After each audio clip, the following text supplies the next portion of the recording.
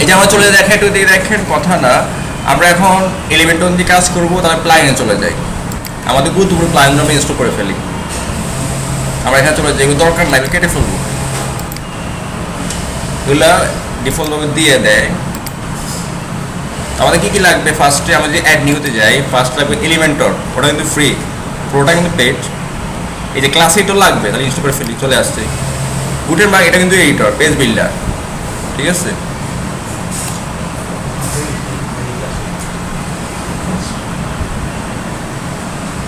এটা হচ্ছে এই যে অ্যাক্টিভ করতে হবে, অ্যাক্টিভ। এরপর অ্যাড নিউতে যাই, এরপর আমাদের লাগবে এলিমেন্টর, যেটা আছে এলিমেন্টর, এটা ফ্রি।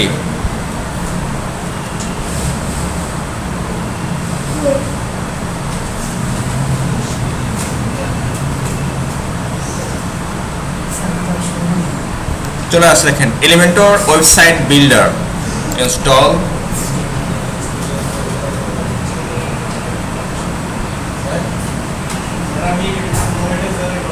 আমরা চলে যাই এখন আমাদের এটা অ্যাক্টিভ করতে হবে।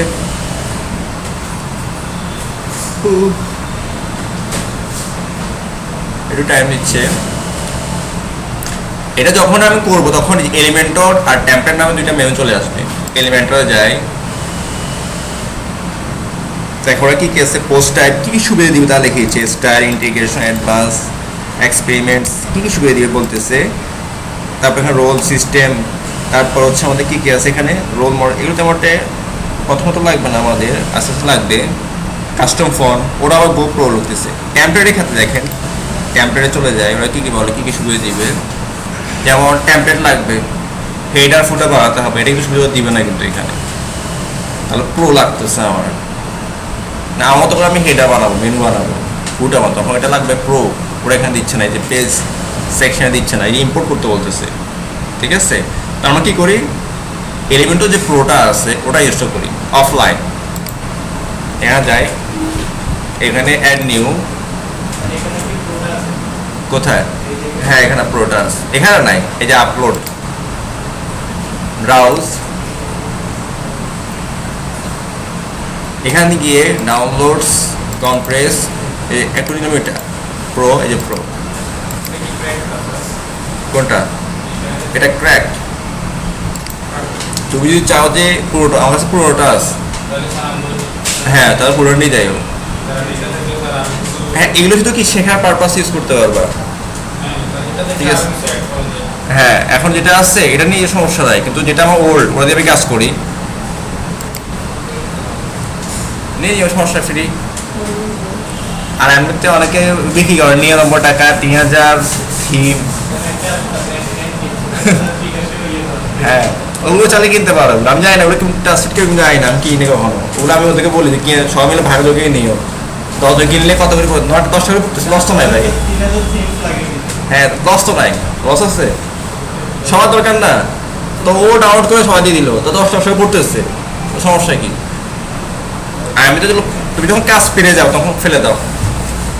ক্লায়েন্ট, হ্যাঁ আমি জানি, কাজ জানি, আমার কাজ দেন, আমাকে এগুলো কিনে নিতে হবে। ডোমেস্টিক কিনে দিবেন, এক থিম কিনে দিবেন, আর বিল্ডার কিনে দিবেন, কথা না এদিকে। তাহলে দেখেন কার্যক্রম শুরু হয়ে গেছে, প্রোটাও হয়ে গেছে, প্রো, এই যে এলিমেন্টর প্রো 3.4.1। আমি যদি এখন এলিমেন্টরে যাই, দেখো অনেক কিন্তু কিছু আসছে। টেমপ্লেট যদি টেমপ্লেট দেখেন, টেমপ্লেটে যাই, টেমপ্লেটে যাওয়ার পর এই যে পেজ গ্লোবাল উইজেট নামে একটা জিনিস আসছে, থিম বিল্ডার। এখানে আবার এই যে হেডার, ফুটার, এগুলো চলে আসছে, এগুলো আগে ছিল না। আপনি যখন এলিমেন্টরটা নাও হবে তখন একটু কাজ করেন, ঠিক আছে। ল্যান্ডিং পেজ, এক পেজটাই বলে ল্যান্ডিং পেজ, এক পেজে সব থাকবে। হ্যাঁ জাস্ট এক পেজে সব থাকবে, ল্যান্ডিং পেজ, ওয়ান পেজ। এগুলো তো আমাদের মাথায় আসলে আমার কী করতে, ইউটিউব আছে, গুগল আছে ভাই, আমার কত কোয়েশ্চেন থাকে, আমি কী করি ইউটিউবে জিগাই ল্যান্ডিং পেজটা কি, তাই না। আমি একটা ওয়ার্ড পেজে একটা বাগ পাচ্ছি, এটা কি, তখন গুগল স্টার্ট ওভারফ্লো নামে একটা ওয়েবসাইট আছে, ওটা আমার পেজ হয়ে গেছে, মানে এটা সাইটটা আছে। অনেক কোয়েশ্চেন করে, অনেক বড় বড় বাইরে কি করে অ্যান্সার দিয়ে দিয়ে স্টার্ট ওভারফ্লো, ঠিক আছে।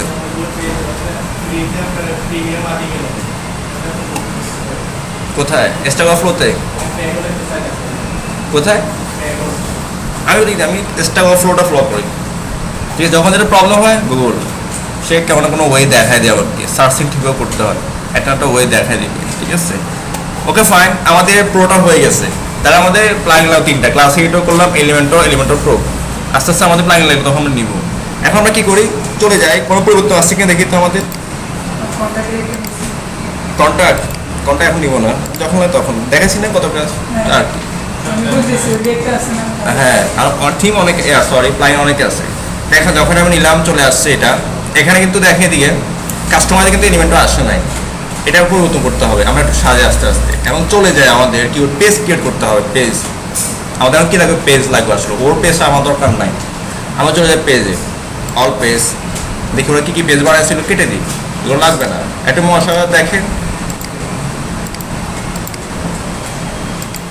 অ্যাপ্লাই,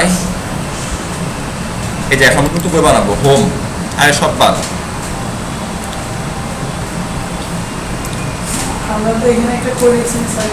মানে পেজ বলতেছে এডিট উইথ এলিমেন্টর সুবিধা দিয়েছে। এখন দেখেন আপনি পেজ এলিমেন্টর দিয়ে এডিট করতে পারবেন। আগে তো আমরা করছি এখানে ভিতরে যায় কর্মকাণ্ড করছি, এলিমেন্টর দিয়ে পারবেন। এই যে হোম পেজ, হোম লেখেন, আর এখানে কি টেমপ্লেট, এখানে তো চেঞ্জিং আছে, এলিমেন্টর ফুল উইথ, এলিমেন্টর সুবিধা পেতে হলে, ঠিক আছে। এলিমেন্টর ফুল উইথ এটুকু করবেন। এখানে আমরা কিছু করবো, আমরা লাইভে করবো। এটা কি হলো, পাবলিশ, ওকে, একটা শেষ। আবার অ্যাড নিউ, মোট 5টা করবো। তারপর থেকে আমাদের সার্ভিস, এখানে গিয়ে এলিমেন্টর ফুল উইথ, প্রত্যেক পেজ বলে দিতে হবে, তাহলে এলিমেন্টের সুবিধা পাওয়া যাবে। আবারও আমরা করি অ্যাড নিউ,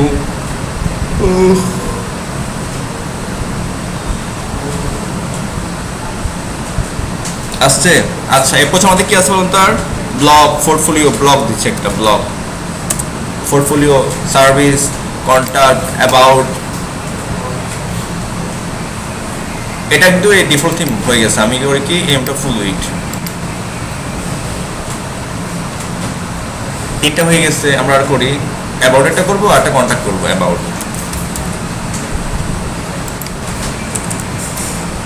চলে যাচ্ছে আমরা এখানে টেমপ্লেট থেকে এলিমেন্টর ফুল উইথ।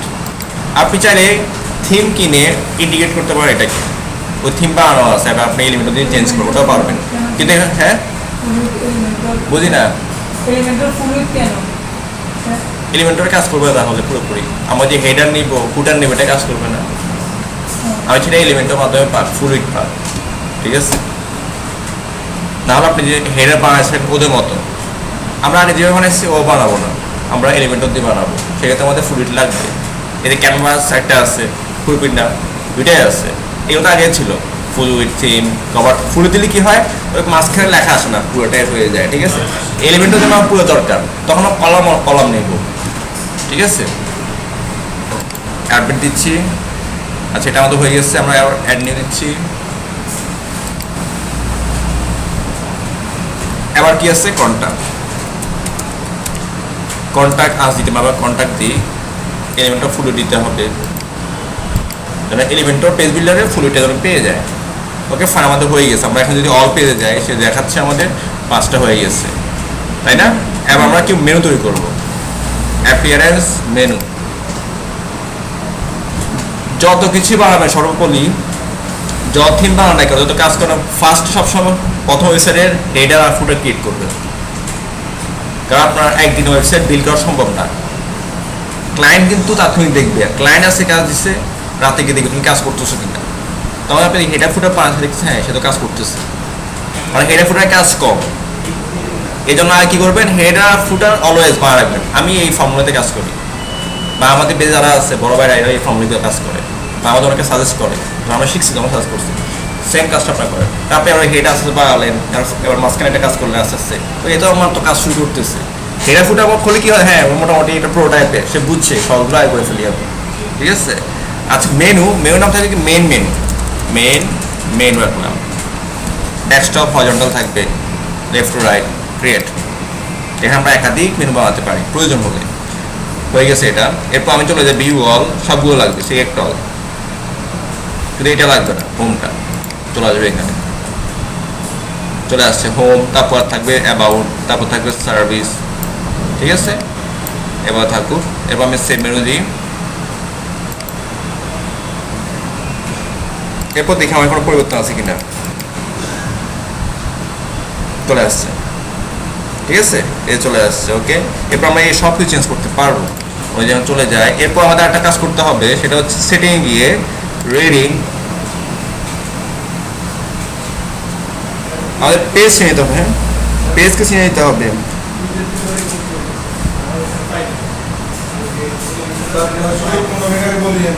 ক্লাস আচ্ছা ঠিক আছে, হ্যাঁ বলছি।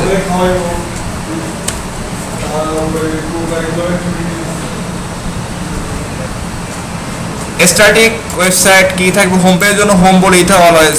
এই সেটিংটা বারবার লাগবে, সেটিংটা বারবার লাগবে। পোস্টের জন্য ব্লক, ব্লক ব্লক পেজের শো অ্যাট মোস্ট, একটা পেজে কতগুলো ব্লক দেখাবে, আপনি কমাতে বাড়াতে পারেন, ঠিক আছে। Syndication feeds show me most recently কতগুলো দেখাবে সেটা বলে দিতে পারে, রিসেন্টলি যেগুলো আছে, ঠিক আছে। সার্চ ভিজিবিলিটি দেখাবে কিনা, ওই যে আমরা প্রথমে করে রাখছি, ঠিক আছে। এটা আপনি কি করতে পারেন, তুলে দিতে পারেন, যখন আপনার কাজ শেষ তখন এটা তুলে দিবেন, এবং সার্চ ইঞ্জিন সার্চ করে এটা পায় প্রপারলি। Save change,